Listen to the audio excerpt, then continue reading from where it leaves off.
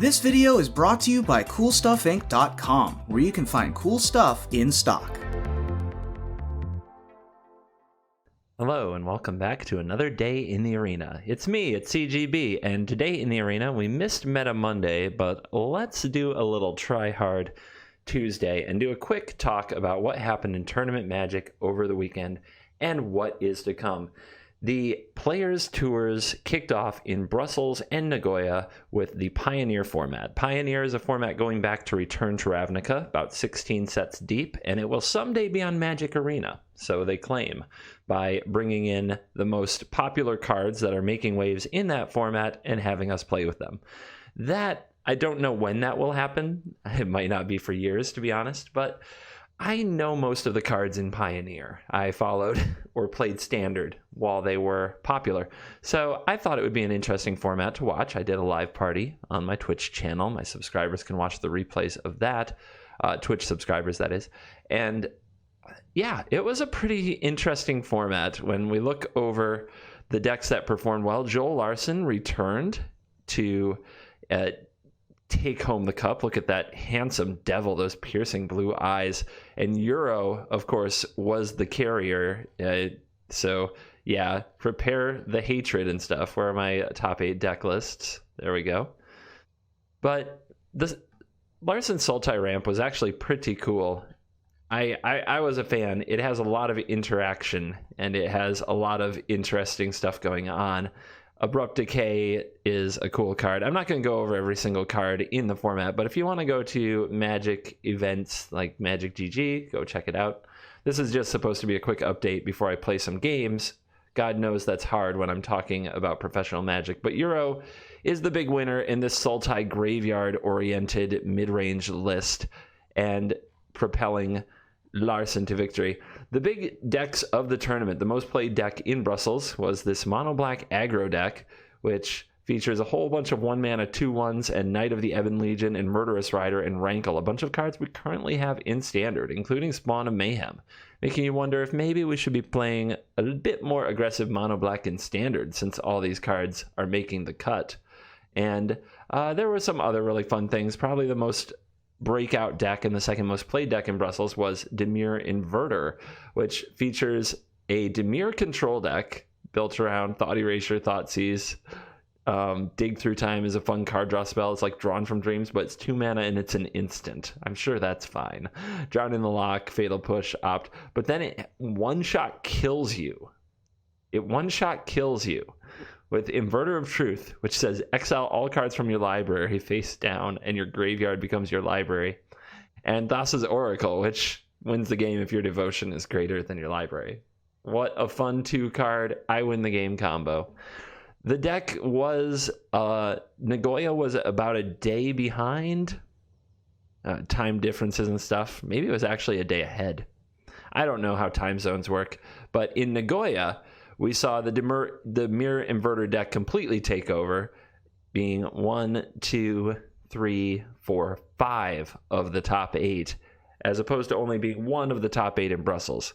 So, and then in the end, the Inverter decks were bested by Bant Spirits. There's an interesting Saram Aura's deck by our hero, Ken Yukihiro. So if you want to get more into Pioneer, you should check it out. There's going to be another huge Pioneer tournament this coming weekend in Phoenix, Arizona. So if I'm around, and I think I will be, we'll do some watch party coverage for Phoenix. And if you want to get more into Pioneer, come check out the Twitch channel this weekend. Now, what about Standard? That's what we all play on Magic Arena, for better or worse. And there was actually a little bit of Standard played at a high level, which is the SCG Tour. And in the Star City Games Tour, it was a team event in the main event. So you're going to see these lists of 3 decks. That's because they're 3 different formats. There's going to be Pioneer, there's going to be Modern, and there's going to be Standard. So, Standard, the top 4, Jund Sacrifice, Team of Reclamation, Azorius Control, and Team of Reclamation, with Baumeister's Azorius Control taking it all down. We've got 4 frickin' Dream Drawlers. The boy isn't goofing around. I am still blown away by how far people can take this card. At 4 of, I never would have thought. And then Well, these were more used to seeing 4 of these. Absorb, Time Wipe, Glass Casket, Omen of the Sea, 4 Birth Amelitus, and then we have Elspeth Conquers Death and Shatter the Sky. No Thassa's Interventions, no Dovin's Vetoes. The counterspells are only these 4 absorbs, and Glass Casket in there for earlier interaction, and 4 Elspeth Conquers Death. 4 of them. Oh my god. I just have to try this setup at some point. And then, of course, Dimir Inverter also winning that tournament. Azorius Control. There was a Star City Classic. This is 100% standard. No team here. And here's your top 8. Simic Ramp, Azorius Control, Azorius Control, Azorius Control, Mono Red Aggro, Simic Ramp, Mono Red Aggro, Team of Reclamation. So early on in the format, we see only 4 decks breaking through and multiple copies of Azorius and Simic and Mono Red, with Team of Reclamation being kind of the oddball. And Blue-White Control wins it all again, this time in the hands of Zach Allen, with the slightly more modest 3 Dream Trawlers, sticking with Chemister's Insight over the Thassa's Intervention, which is interesting. And I have been kind of liking Chemister's Insight the more Dovin's Vetoes, Absorbs, and Omen of the Seas I play, so I kind of get it. 2 Narsets here and 3 Elspeth Conquers Death. So same cards, just except for the Chemister's Insights and the Vetoes. The Glass Caskets aren't there, but the Banishing Lights are. Same strategy, Blue-White Control. If you hate it, get used to it.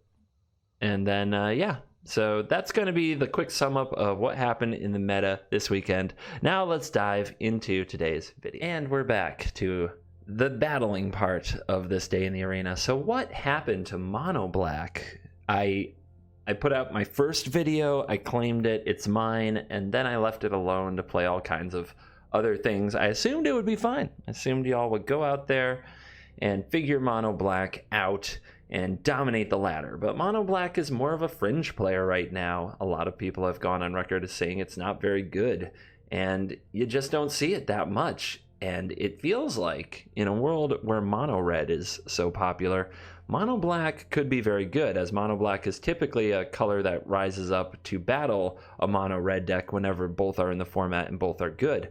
So what is going on? Honestly, there's still so many ways to build Mono Black and so many ways to play it, and this is one that I've come to at the moment. It probably doesn't look particularly special because, well, it's not. I think everybody's tried these cards, and for the most part, we're trying to find them in the right combination. One card that I don't think you can ignore while red is this popular is Cavalier of Night, so I need to get that in the deck. It does mean you can only have so many 5s. I'm running 3 Grey Merchant of Asphodels. Maybe that is unacceptable to some of you, with 1 Bolus's Citadel. This is a very potent endgame, and I don't deny its strength. I just think you have to live long and get there. Nightmare Shepherd, trying to make this card work. It's so good if it doesn't get removed that I think it's still worth trying out. Erebos is one of those cards you don't need. You can cut this card if you want to. I'm running it over the 4th Nightmare Shepherd because I wanted a slightly different effect there, and I have had some games where this card was an absolute house. I've also had games where it was rather painful and didn't do much, so I can respect playing or not playing it, but it's kind of, you know, he's the Black God. It's deck's called Mono Black Devotion. He's kind of the mascot, and can't just leave him behind, so we're gonna play him. Don't craft him though. If you don't have one and you want to build this deck, just do another Nightmare Shepherd or another Cavalier of Night. Rankle is fine, don't craft him. Woe Strider, Murderous Rider, and Ayara are very good 3-drops. I wanted to be at 3 Ayaras, but I just found I always wanted one, and it's one of the must removes for the opponent, so I keep coming back to Ayara. No Cat Oven in this deck, something I thought would be automatic, isn't really necessary. Between Woe Strider and Ayara, we have the sacrifice things we need to go with Shepherd, and the Oven doesn't provide devotion, and if the Oven isn't with the cat, it's not great anyway. So they eventually got cut. Fenlurker, I mean, he's not special, but he'll do the job, and he loves getting in front of Scorched Spitter, so he gets the job. Temerat, you can't have 2, it's legendary, but just for the animation, the epic toughness, and a little incidental graveyard hate, gets the nod. 3 Gutter Bones, and They play really well with a Yara, is pretty much what we're going for there, and Woe Strider to try to get through our deck. And 4, Knight of the Ebon Legion. I've seen this card getting trimmed as well, and I could see using a Foulmere Knight. I could also see using the Vampire that has lifelink. They're also competing for the spot. I find that a 1-mana 1/2, just that body, a 1-mana 1/2, is good for facing off against the Fervent Champions of the world, making red their life just a little tougher. And this card scales really nicely. When you have a bunch of mana, this card becomes a house. So that's what we're going to try today. You're going to get a quick peek here at my deck box. You see I have 4 different decks in Devotion. In Black Devotion, they're slightly different. This one still has the cat and runs Priest of the Forgotten Gods. This one tries to max on Rankle, so it has a bunch of rats and discard synergy. This one is all in on the Nightmare Shepherd, almost no removal, 100% things that sacrifice and have enter the battlefield effects. And all of these, I'm not sure what's best, but I'm working on it. So you might see more versions of Black Devotion as the format progresses here on the channel. I know Mono Black is a big star, that YouTubers love watching Mono Black videos, so I don't think people will mind if I take you through some of the different packages that Mono Black can have. But today, let's stick with the mid-range one. This one is trying to do a little bit of everything, and let's see how it does in an event. Sir Wartan. Green-eyed Viv Avatar. No 1-drop, but we're on the play with a Tamaret. The Witch's Cottage that isn't going to do anything, unfortunately. But we go Tamaret, Woe Strider, Nightmare Shepherd. It's not a lot of ETB there, but there's a lot. But Murderous Rider, yeah. I mean, most of the cards we can draw from our deck will make this situation good. I think we're leading on the tapped Witch's Cottage, because getting to play it later untapped would require us to draw 2 more swamps off the top of the deck. Maybe we will, maybe we won't. Not gonna risk it though. We got a friendly one. Oh, it's like that. I see, you're still on that oven. You're still doing that oven thing. I'm gonna yell at you. That's why he's really still in the deck, because that animation is hype. Alright, you get a swamp. Looks like we got the mirror right away. Didn't expect that. I was starting to think that Mono Black Devotion wasn't popular anymore. But then here we go. Straight into a mirror.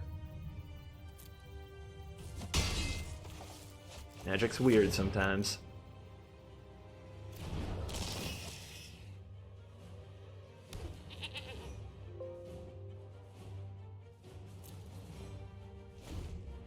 Woe is Strider. Some people just pitch the go to me. Oh, I see. We're going to have a yelling match. Double oven, no cat. Hopefully you'll get to see play out why I cut the ovens here, where they're not very effective without the cat. But we'll see. So we could run out the shepherd. We could also sacrifice this goat. I think the shepherd's exactly what I want to play, so I don't want to scry yet. Alright. No good attacks that I can see.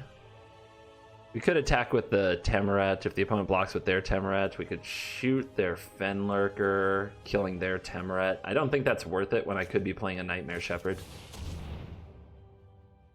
Besides, our opponent may offer us a Nightmare Shepherd that we have to kill.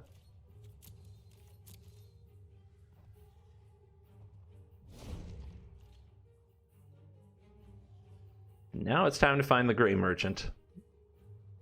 That is, if our Shepherd lives. Wouldn't be surprised to see a Murderous Rider from the opponent. Oh, they say go. Do we want to scry? I guess we don't want to draw any more land. That would be bad. Let's do it.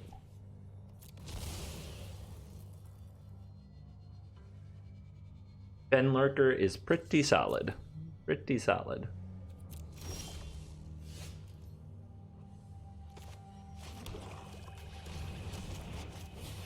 Get him. Get him, little bug. Now the opponent probably uses a Murderous Rider on the Nightmare Shepherd. And there it is. Bit frustrating, but we can sacrifice our Shepherd here. We could also sacrifice the Temerate just to get an extra scry, and then Temerate makes a copy, but I don't think that's worth it. So I think we're just sacrificing this to keep the opponent from getting their Murderous Rider. Another Rider. They have 2 cards in hand. Hard to turn that down. We don't... Nobody's really in a good position here. I'd say my position's better than my opponent's because I have 5 mana and a castle, but I'm not sure if I'm supposed to be casting Riders now, and the opponent lets another Rider go. So we could start being aggressive if we use our Murderous Rider on the Temerate. It's really the only thing holding the opponent's board together, and we have another one coming. Whatever they're holding here, it might be... It won't be a Grey Merchant. It might be a Nightmare Shepherd of their own. Yeah, let's do it. Similar to us denying our opponent the Murderous Rider, we will not get our Murderous Rider because the opponent can make food. But here we go. Now we can apply some pressure to the life total.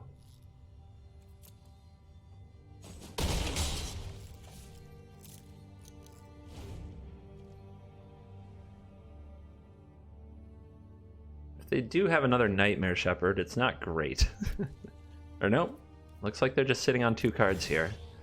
They might have another Murderous Rider. I think we go find out.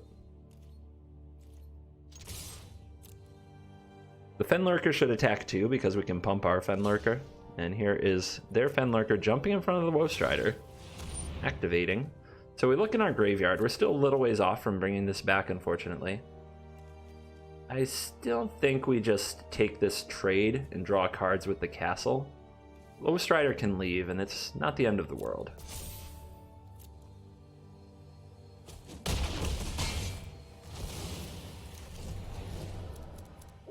Alright, so they have 3 creatures in the graveyard. Temerate can eat the graveyard a little. I think I'll just draw a card with the castle. If we draw a land, we can play it. But on the other hand, I'll say go. Because there is a chance they'll play something I want to use Murderous Rider on, and I don't want to lose the tempo. Land number 4. I bet they have at least 1 Nightmare Shepherd. A Deathless Knight. Ooh. Okay. Whenever they gain life, that comes back to the hand. But we can exile it from the graveyard. So they're a little bit exposed here. I'm curious if they're going to attack. They're at half the life total I am. And they don't. Yeah. If I play any black card, the Temerate will be bigger than the Deathless Knight, and it would just trade with the Fenlurker, and this can exile it. So really I'm not that worried about this right now. Let's draw a card. Fenlurker, good. So I don't want the opponent to know they're going to lose the card in their hand. We should attack first. Although I don't want to trade this, so I guess I do need to play this first.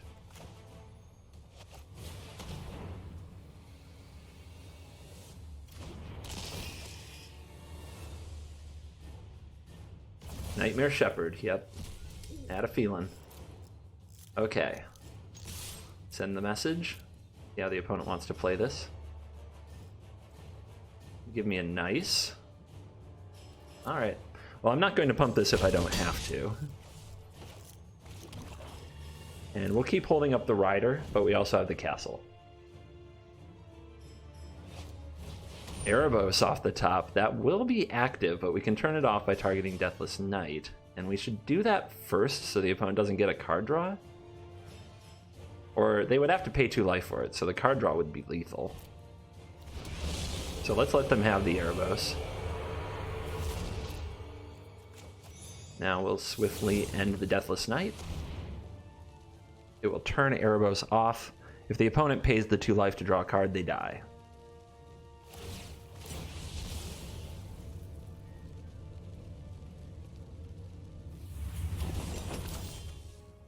Well, that's one way to do it.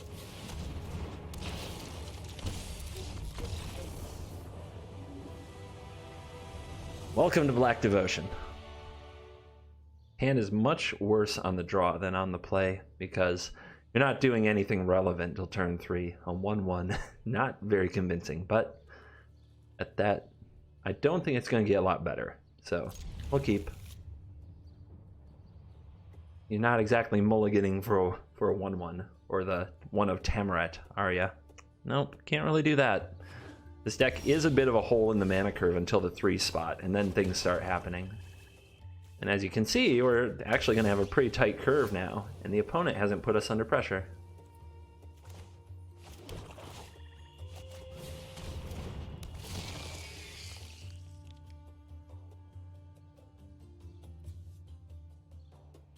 And it's a Linden. So they're the mono white deck. They must have a Heliod. Why else would they keep this hand? They must have like the Heliod Linden combo. And being on the play, that's going to be awkward. We're going to have to time this Murderous Rider perfectly. Because once this thing gets going, like in harmony and in unison, it's a really hard deck to deal with. But we have Woe Strider into Shepherd, into Grey Merchant. Maybe I'll be just fine. And there is the Linden. If we play the Woe Strider, it can trade with the Linden. I have a feeling that what the opponent wants to do is play Heliod and put some counters on it right away, or play a Johnny and make a Pride Mate. If we put a Woe Strider out, the trade is not very appealing.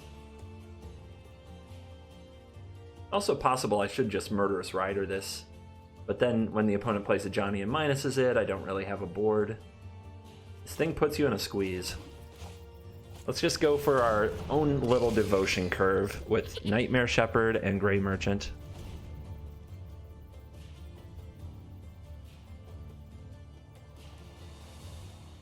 And hope it's enough. It may not be enough damage. 1, 2, 3. Starfield Mystic? We're running auras in here?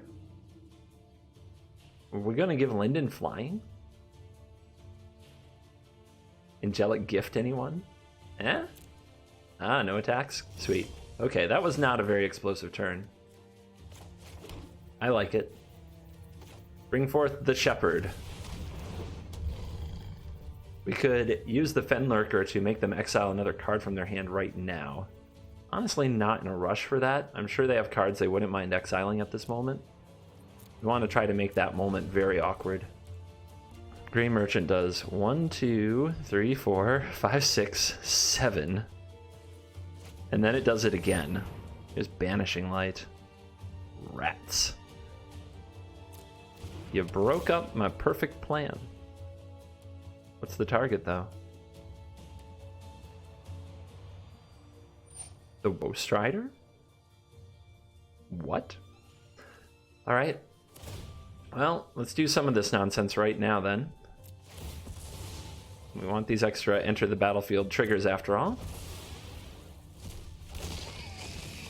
Remember, these copies do have a mana cost. Copies have mana costs. Tokens typically do not, but copies do. Opponent thinks that's nice. They say goodbye to their Dawn of Hope. Nice. That's very nice. They have no idea. So I guess sacrificing the goat, we don't need the scry, so this is fine. So some white enchantment-based devotion. Interesting. I'm sure it's still a Heliod deck. I'm just wondering how the other pieces fall into place, and do you play this instead of Pride Mate or in addition to Pride Mate? We could set up the Woe Strider again, or we could play the Grey Merchant. Setting up the Woe Strider isn't very mana efficient, but it does make sure that we get to double tap with Grey Merchant. We could also Murderous Rider something. You've got to feel like the opponent's setting up for something I'm not going to like. And if I attack with this Shepherd, but the last Woe Strider was enough to keep them at bay. So let's play another one. And yeah, let's get a chip shot in with the Shepherd. It sets up a potential lethal off the Merchant next turn. 1, 2, 3, 4, 5, 6, 7, and then 7. Again, sacrifice to Strider, and then Shepherd can do the over-the-top damage. But here is a Conclave Tribunal. And now we want the Shepherd. Okay. Unfortunate. 6 mana would let me double Murderous Rider, actually. Rider. Hit you for 4. And then you have no board. I think I have a good play anyway, so I'm going to bottom it. If I draw another swamp, I won't be mad about it. But if I drew 2 swamps in a row, I would be mad. I guess I could scry again. But right now, I feel like almost any draw I get is decent. So I'm not sure exactly what I need these to scry these goats for. And they still, you know, they still might have a job. Look at this guy. He might have work to do. Oh, there's the land. Swift End for Linden. Swift End for Mystic. Shove some spears right through their hearts. Establish dominance. Attack with the goats. The opponent's been stuck on mana. We know that they have plenty of gas in their hand. We just don't know what it all does. So trying to set up some pressure to end the game makes a lot of sense. All that glitters. 5-6. Hype. So, do we try to scry out of this? Gray Merchant right now does 5. Can't be a terrible idea. Knight of the Ebon Legion. Well, we can play that with the Gray Merchant, so it's a nice curve. We could also play the double Murderous Rider and try to set up a lethal Gray Merchant.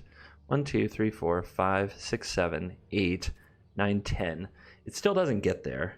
Yeah, I'll just keep you. And then we'll try to scry our way to a second Gray Merchant, I think is the better plan. Take 6. Throw it back to you. Grow my knight. Opponent finds things very nice. Yeah. I know. Very nice. Vanishing Light.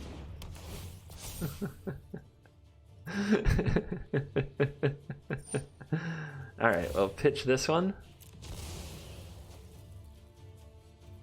Don't need a Gutter Bones.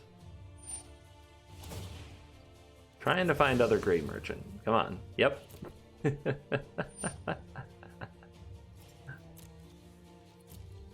Give him a little toxicity with the emotes. Our opponent seems to like it.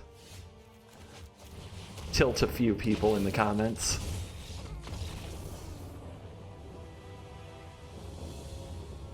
Wow.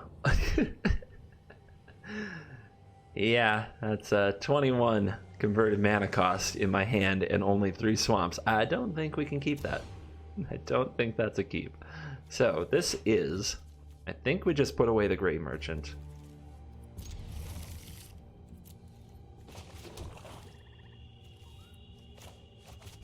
Bada bones. It hits harder than the Knight until we have a bit more mana. Spits. Sup, Spits. Do we attack? If I play a Knight of the Ebon Legion and they shock it, then they get to punch me. We're the control in this matchup, right? So let's act like it. It does suck because we're on the play, but we're not going to smork the red deck.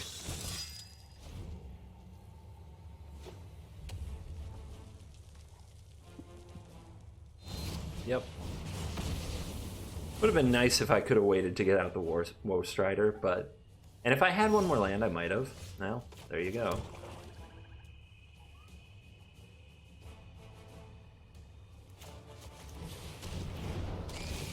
Decent position. I'd still gladly trade the Gutter Bones for the Spitter. Second Spits, okay.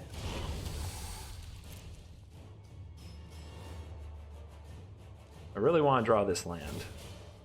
So, the goat is gonna hit the bench. Okay, cool. We don't have a really good setup right now with the Shepherd and the Woe Strider. We're going to need some other kind of creature for it. Gutter Bones is not really a combo here.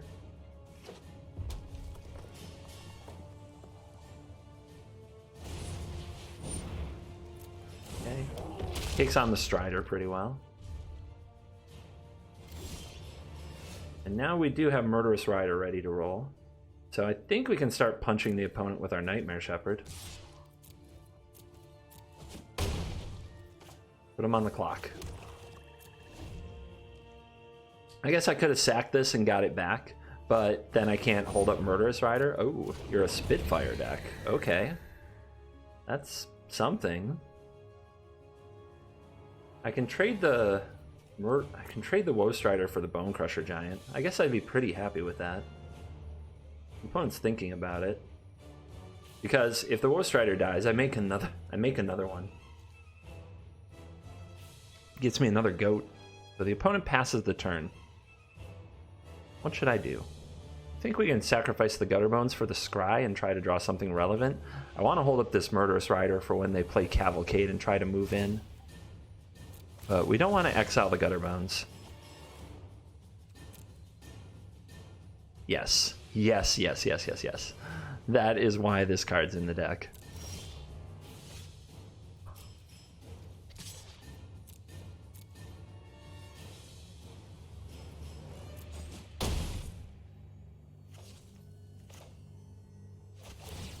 Bring it back now, y'all.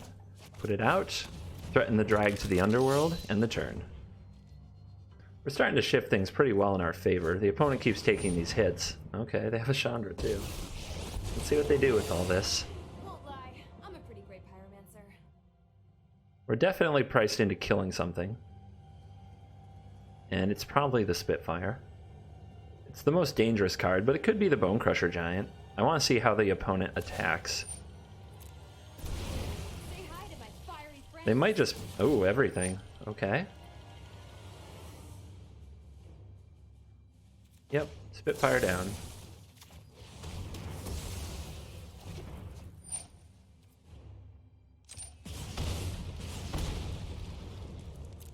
So, how much do I take? If I block here, I take 7. Opponent's GGing me. Interesting. We have 9 points of attack. A Grey Merchant would be lethal. So, that's worth it, I think. Plus we have another backup removal spell. Yeah, I think this is fine.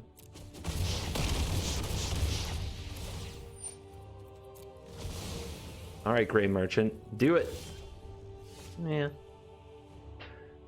So I could put the opponent on 3, Murderous Rider their Chandra, and play another Murderous Rider. Then I'm at 9 with a 2/3 lifelink, facing a Bone Crusher Giant and a Scorch Spitter. If they go land, they can Ember Cleave. This hits for 10. That's not lethal. Murderous Rider would survive that. Wait. 1, 2, but then 3 toughness. Actually, it wouldn't. It would be lethal. But what I can do is sacrifice I can sacrifice something to the Nightmare Shepherd to make a copy? No, it would enter the battlefield tapped. So that's not okay.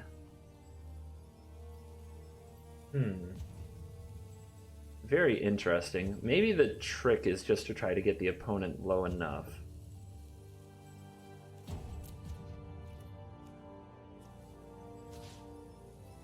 Or we could take our time, but I think getting the opponent in the position where the Shepherd kills them next turn is pretty important. So what's this do? Not 7. Leaves them at 5. That's not good enough. I think this is the play. I might regret this a lot. I could still die to Ember Cleave.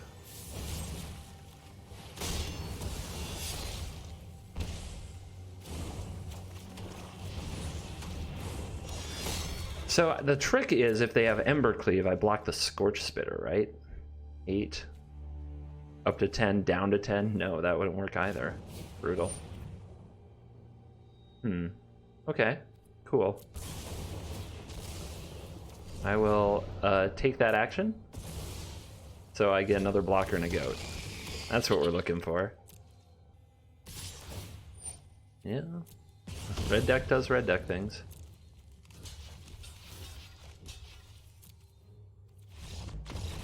And that's game.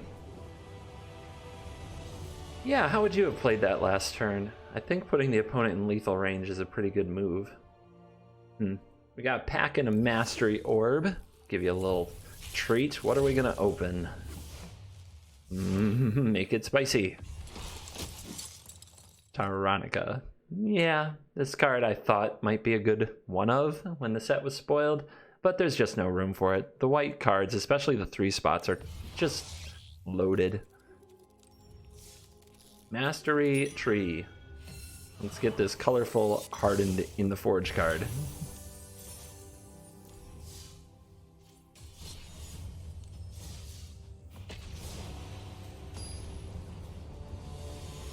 Looking for that 4-0. A Chaser of Storms. This is a grinder in here. I'm pretty sure it was on mono red yesterday, and those lightning bolt sleeves imply it. Fenlurker's okay against mono red, not great, but okay. Being on the draw is strictly unplayable.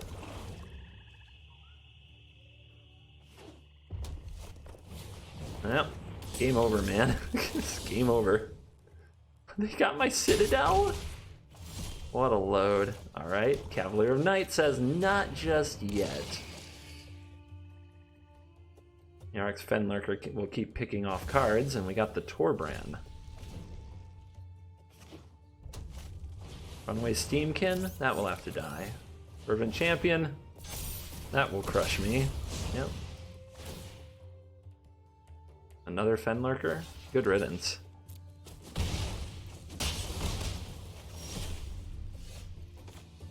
Alright, so how do we get into a position? How do we get into a position where we have Cavalier of Night on coming down and something to sacrifice? I think it means next turn we play a Woe Strider and try to trade it for a Robber. This turn I think we have to Murderous Rider the Steamkin. Ugh, losing 2 life is gonna suck.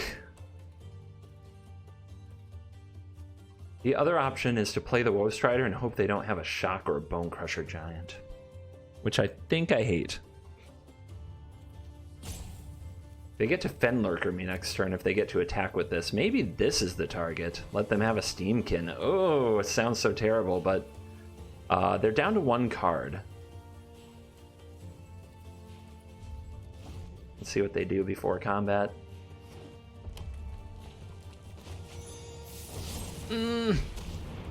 I hate it. I hate it. But we need this Cavalier of Night. We need Woe Strider or the Goat to survive. And we need the opponent to brick a little bit. They've got an instant. It looks like they're thinking about just going in, and they do. They just burn it for damage. And they're in top deck mode. We're at 4. A Yara. But we're sticking to the Woe Strider play. We want to have something on the board for this Cavalier of Night. It is your time to shine, big boy. Land, good. No attacks, good.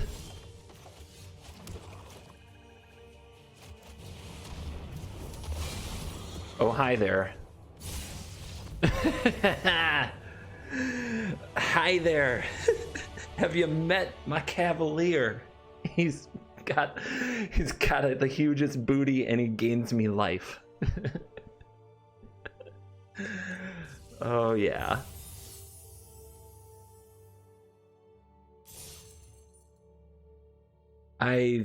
Geez.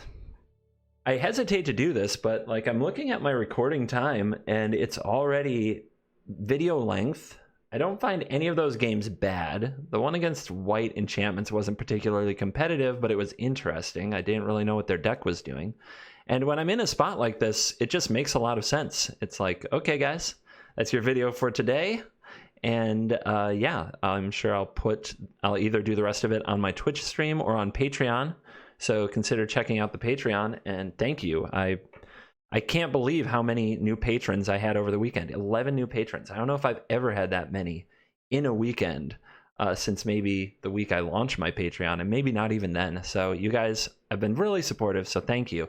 And I'm glad you like these videos. I'm glad you like these decks. It's so great.